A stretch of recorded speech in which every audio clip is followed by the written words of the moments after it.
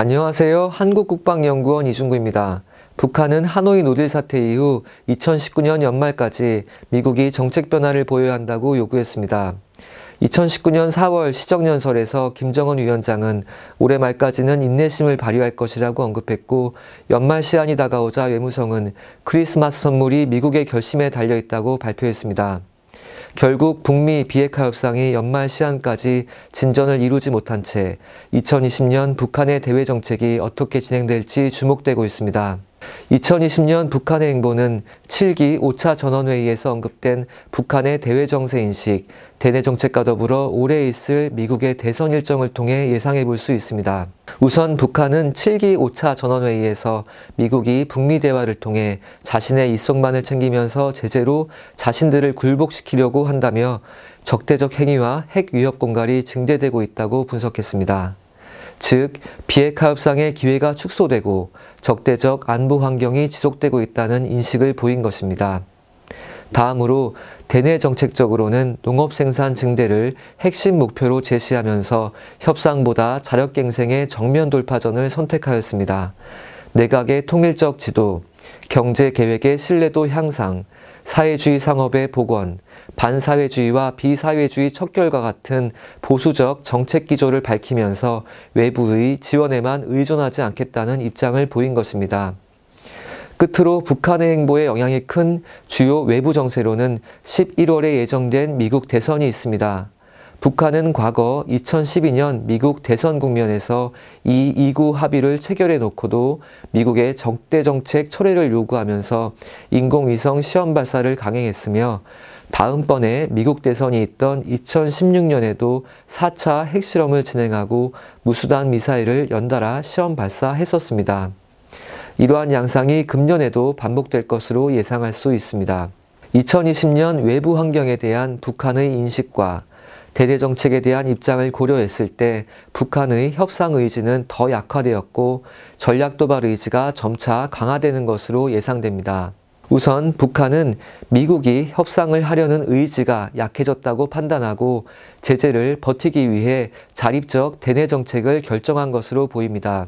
북한은 앞서 2019년 4월 7기 4차 전원회의에서 자력갱생을 강조하며 협상 의지가 약화된 모습을 보였습니다. 이번 5차 전원회의에서 미국과의 협상을 시간벌이에 불과하다고까지 규정한 것은 한층 더 협상 의지가 저하된 모습을 보인 것으로 해석할 수 있습니다. 다음으로 북한은 전원회의에서 적대적 안보 환경이 지속되고 있다고 판단하고 핵과 ICBM 실험 동결 공약을 파기할 수 있음을 시사했습니다. 결국 북한이 전략 도발을 재개하는 것으로 한 걸음 더 나아갔다고 볼 수 있습니다.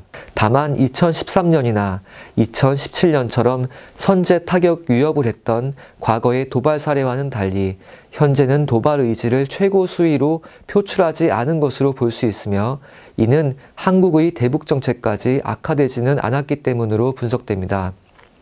2020년 상반기에는 북한의 협상 의지가 약화되었더라도 미국이 대선 국면을 관리하기 위해 협상을 재개하고자 할 수 있습니다. 7기 5차 전원회의에서는 적대 세력들이 우리의 자주권과 안전을 감히 범접하지 못하도록 군사력을 키워야 한다고 강조하고 전략무기 개발을 더욱 활기차게 추진할 것을 결정했습니다. 그러나 당장 북한이 ICBM 시험 발사나 핵실험을 예고하지는 않은 것으로 보아 북한은 대미 압박 재개를 시사하면서도 경제 상황을 악화시킬 수 있는 핵실험이나 ICBM 시험 발사를 당장 시행하지는 않을 것으로 분석됩니다.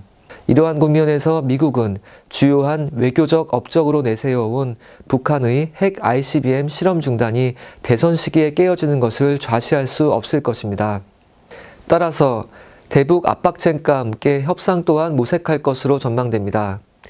2012년 미국 대선을 앞두고 이 2구 합의가 이루어졌듯이 북한의 핵 ICBM 실험 중단을 지속시키기 위해 북미 간의 현상 동결을 위한 잠정적 합의가 이루어질 가능성이 있는 것입니다. 한편 북미 합의가 2020년 상반기 중 이루어지지 못하거나 잠정적 합의에 이르더라도 과거 이 2구 합의가 2달 만에 파기되었듯이 2~3달 내에 파기될 가능성이 있습니다.